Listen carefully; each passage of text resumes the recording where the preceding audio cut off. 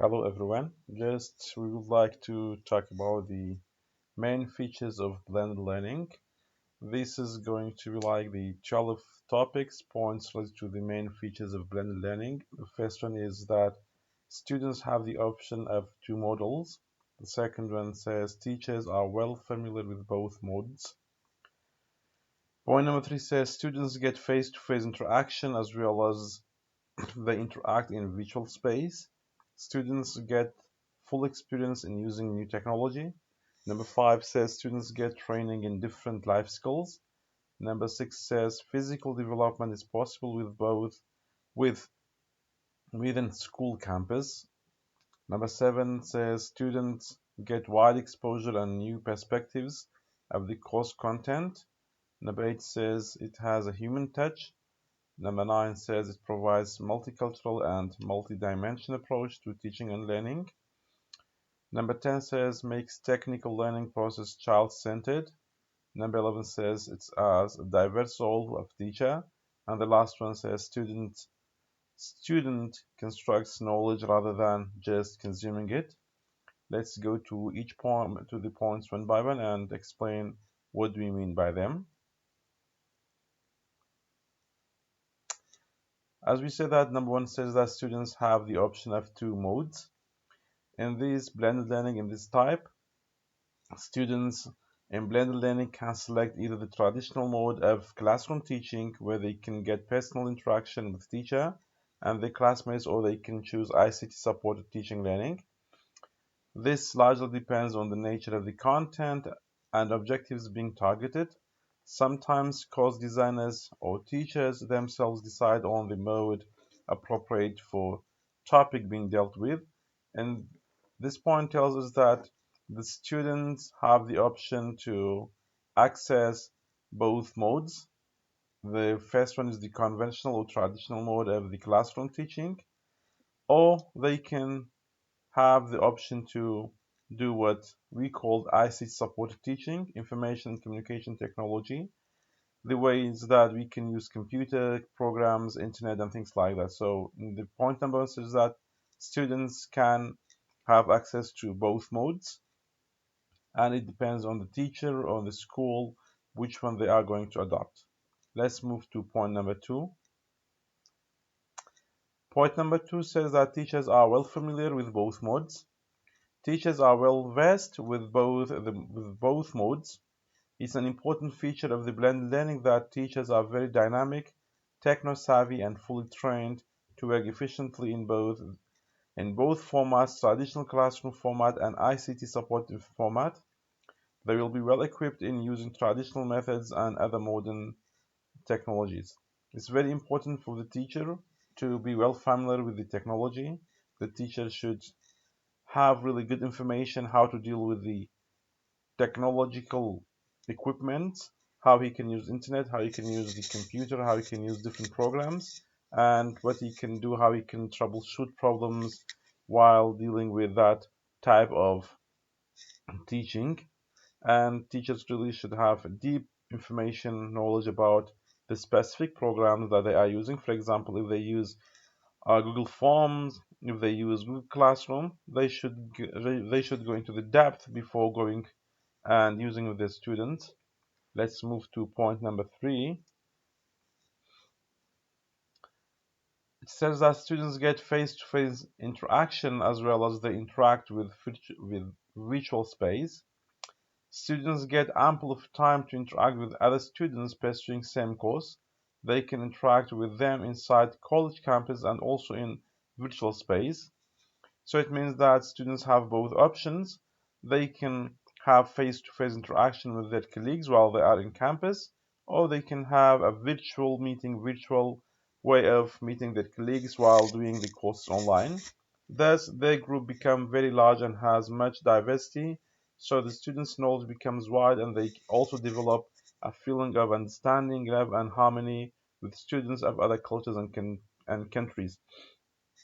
For some of the courses that they are offered online, students from different cultures, from different places, from different countries participate and they can meet in these visual spaces and they can gain knowledge, and they can have access to a diverse source of information, knowledge, and also different cultures.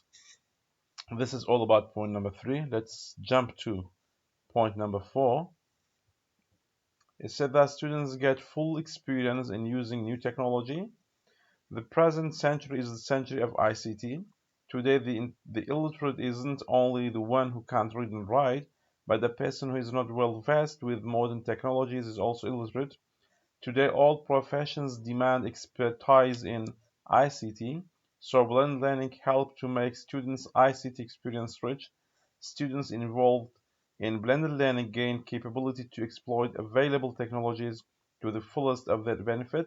So this point tells us that students really get experience, get information, get knowledge when they use blended learning, because via blended learning they are going to use a number of different technological products, some different computer programs, internet based programs, and so on. So by using these products, softwares, or programs, really students get and gain new information about the knowledge and also about the technology.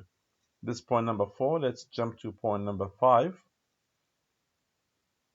It says that students get training in different life skills. Life skills are those skills that are needed to lead a happy, peaceful, and successful life. The major life skills are empathy, decision making capability, love, patience, communication, self management, and critical thinking.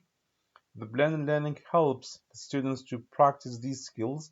Students get acquainted with a few skills like love, empathy, patience in classroom through their teachers, classmates, and few life few like self-management, decision-making, critical thinking, communication through the online experience.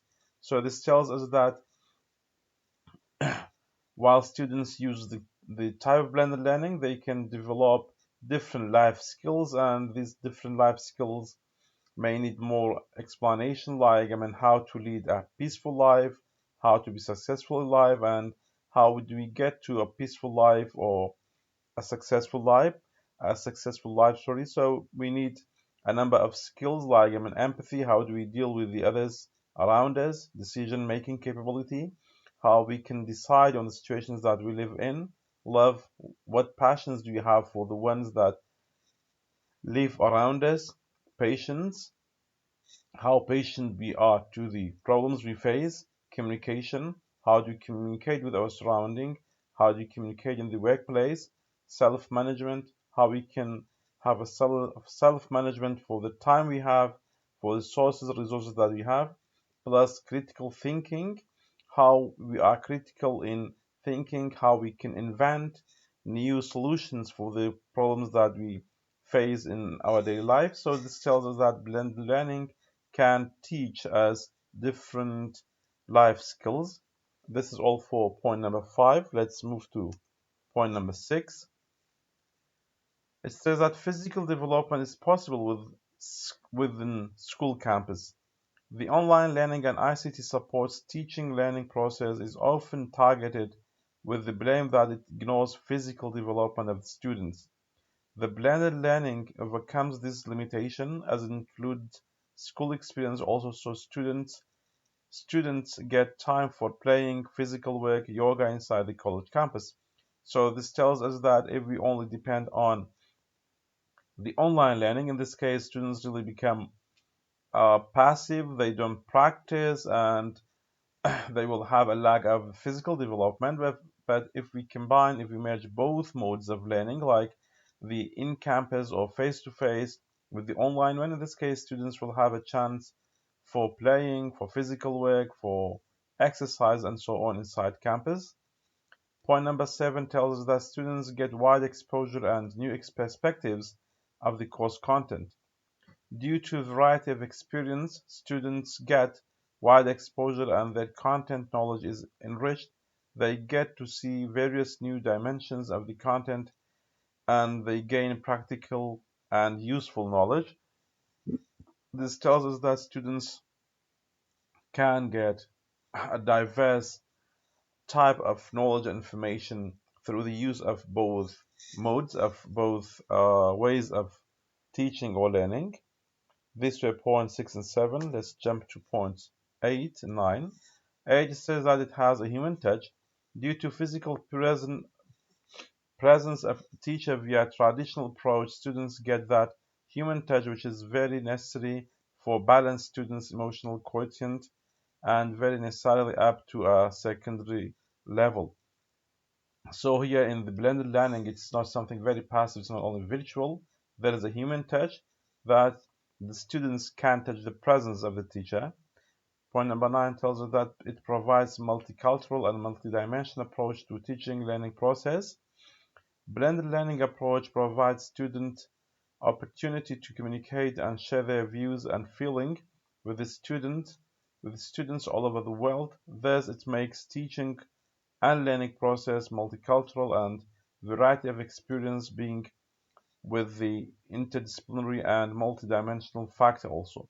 So it tells us that it can be a source of multicultural and multidimensional approach for gaining new information, new knowledge about different cultures. Thus, as we said, that students can have colleagues all over around the world and they can interact with them virtually, plus having the chance for coming back to the campus and having the physical interaction. These were 8 and 9. Point number 10 tells us that it makes teaching learning process child-centered. So blended learning is designed to provide maximum gain to students and thus reach the goal of child-centered education. So it achieves the goal of child-centered education, an education in which the child is centered. Point number 11 tells us that it has a diverse role of teacher. So teachers in blended learning are playing different roles. Traditional role of a teacher in classroom. So as they act as motivator, as a resource person, as an organizer, as a developer, when they develop content to be provided through ICT as a guide on this site. Thus, teachers get freedom from the monotonous traditional role and they can try their hands in diverse areas that are good for their professional growth also. So teachers will have access to different sources, different types of resources, and thus teachers are not only strict to the in-class teaching, they can also have the role in blended learning to organize courses, to design content, and so on. So it gives more roles to teachers and gives them more chances to be exposed to different sources. The last point says that students construct knowledge rather than just consuming it. So blended learning also includes constructivism. Students construct their own knowledge rather than depending on the others to design teaching learning strategies for them. So in the blended learning, students can have their say while the content is designed for them. These were the main points related to the characteristics of blended learning. Thanks for listening.